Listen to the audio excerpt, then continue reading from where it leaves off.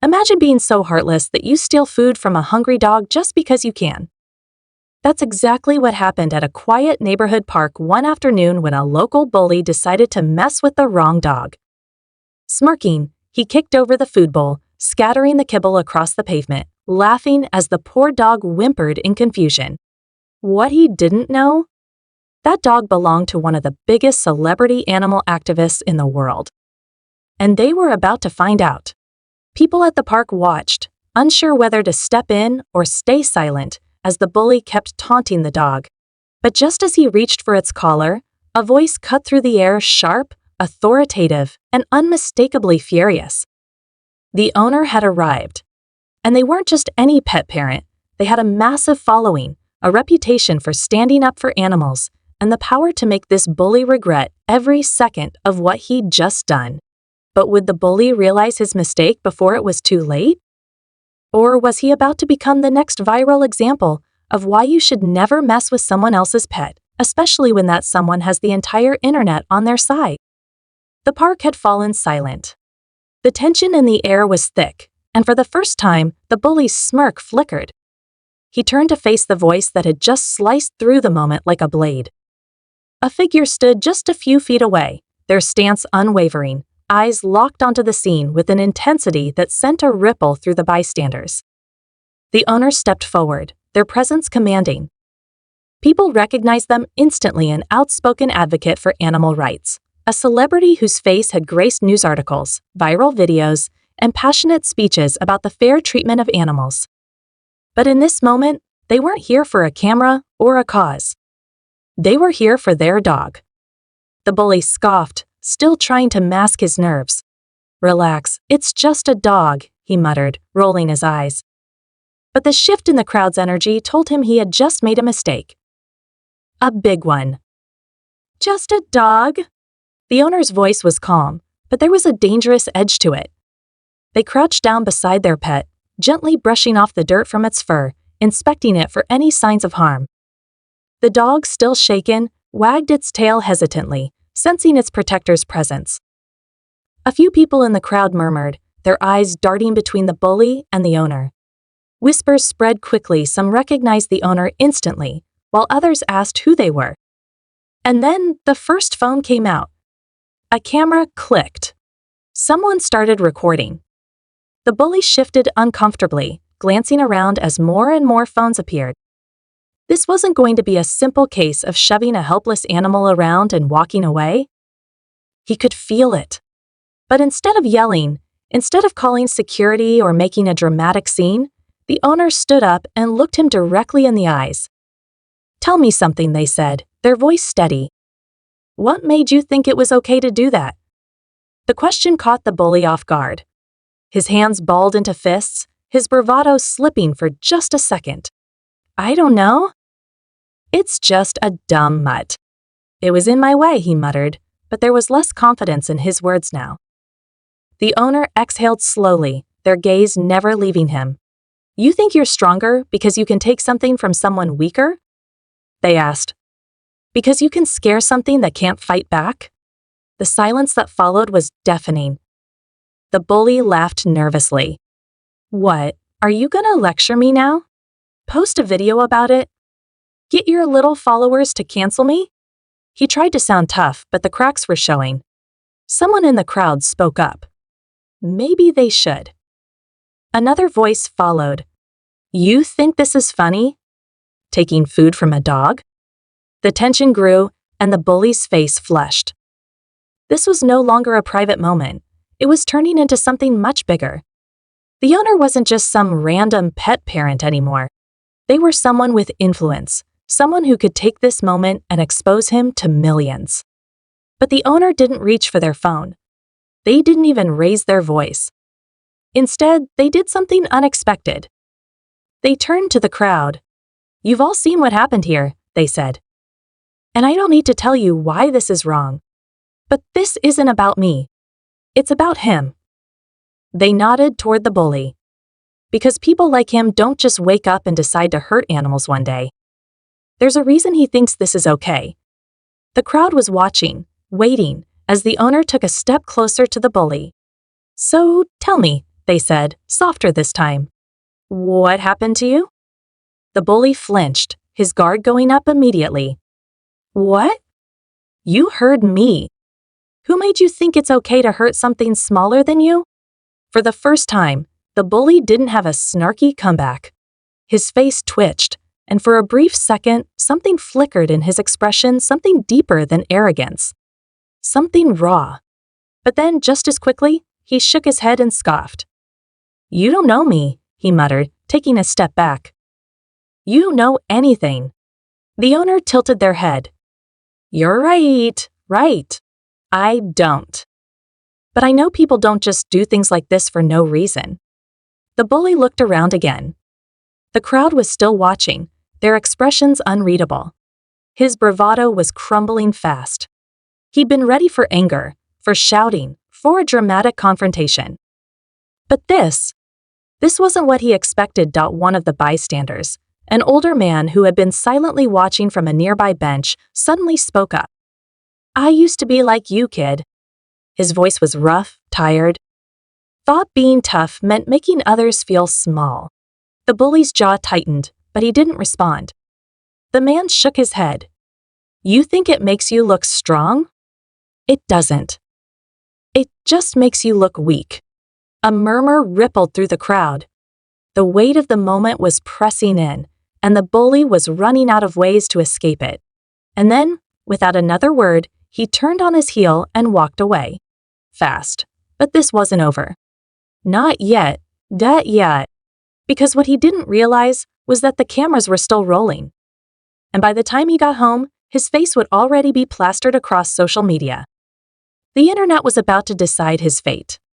The bully stormed away, his steps hurried and uneven, the weight of the moment pressing down on him like an anchor.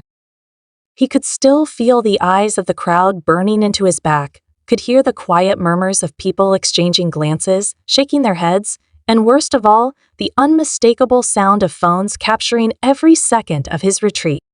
By the time he reached home, his chest was tight with frustration. He slammed the door shut behind him and yanked out his phone. His fingers hovered over the screen, hesitation creeping in. He already knew. The notifications were piling up, messages popping up faster than he could read them. He clicked on one. A video. The same scene he had just walked away from, now plastered across social media. His face. His words. His actions. It was all there, frozen in time, replaying over and over again for thousands, no, millions to see. He swallowed hard. The comments were brutal. What kind of person steals food from a dog? This guy needs to learn a lesson. Imagine being this cruel and thinking it's funny. Each line chipped away at the anger he had been clinging to. His hands started to tremble. He tossed the phone onto his bed, as if creating distance from it would somehow make it all go away. But the damage was done. He had made a mistake, a big one, and now the entire world knew. Meanwhile, the owner sat at home, their dog curled up beside them, blissfully unaware of the storm raging online. The confrontation at the park had left a bitter taste in their mouth. They had dealt with people like him before: bullies, abusers, those who saw animals as nothing more than objects to control or hurt. But something about the way the bully had reacted stuck with them. That flicker of something beneath the surface. Pain, maybe. They glanced at their phone.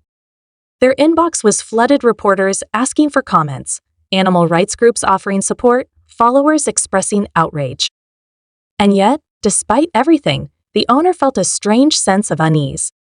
Exposing the bully had been easy. But fixing whatever had made him that way?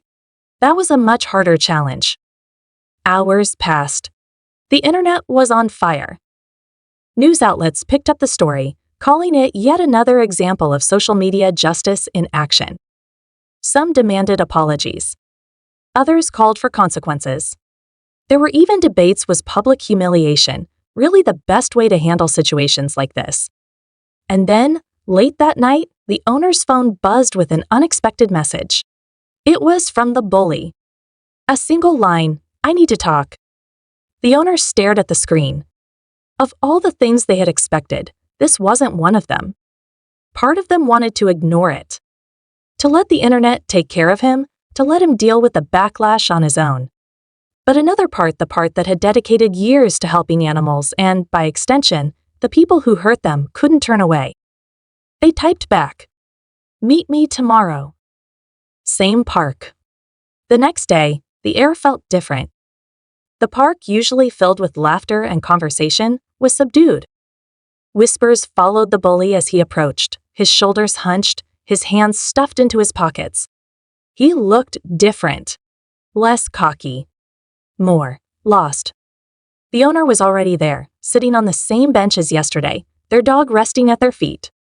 The moment the bully got close, the dog's ears perked up.it, didn't shy away. It didn't growl. It just watched, waiting. The owner finally spoke. "You wanted to talk." The bully shifted uncomfortably. His jaw clenched. His fists tightened.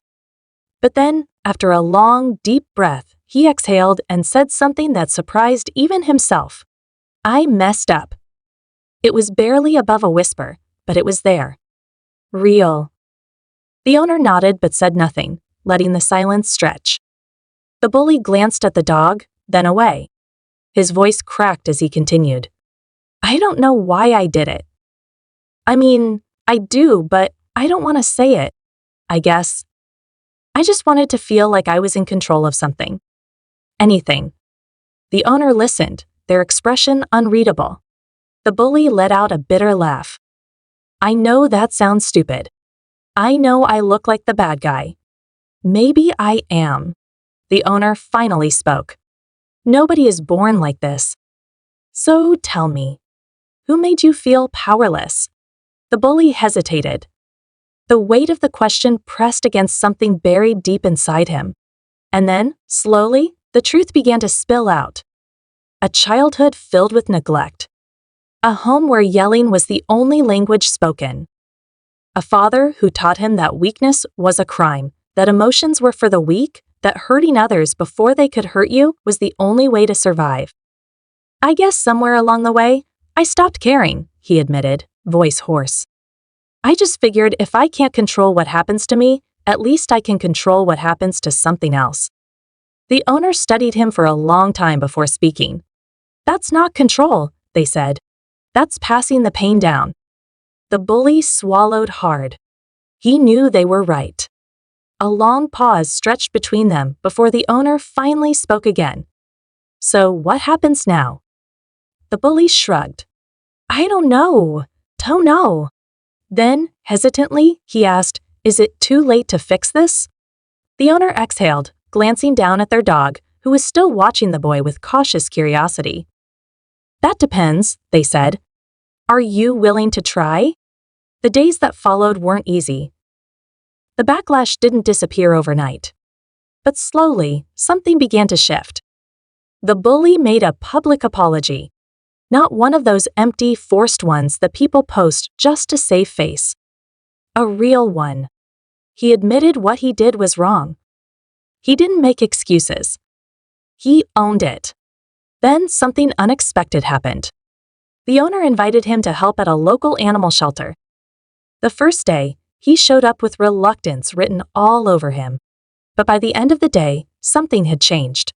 He saw the dogs who had been abandoned, mistreated, hurt by people like him. And for the first time, he didn't feel like the tough guy. He felt ashamed. But also, for the first time in a long time, he felt something else. Hope. Hope.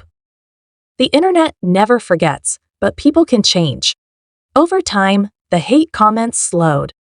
The discussions shifted. Instead of being known as the guy who stole a dog's food, he started being known for something else. Someone who messed up but chose to make it right. And maybe, just maybe, that was enough. Because in the end, this wasn't just a story about a bully who stole from a dog. It was about something bigger. It was about the power of accountability, the weight of consequences, and the undeniable truth that kindness, not cruelty, is what makes us strong.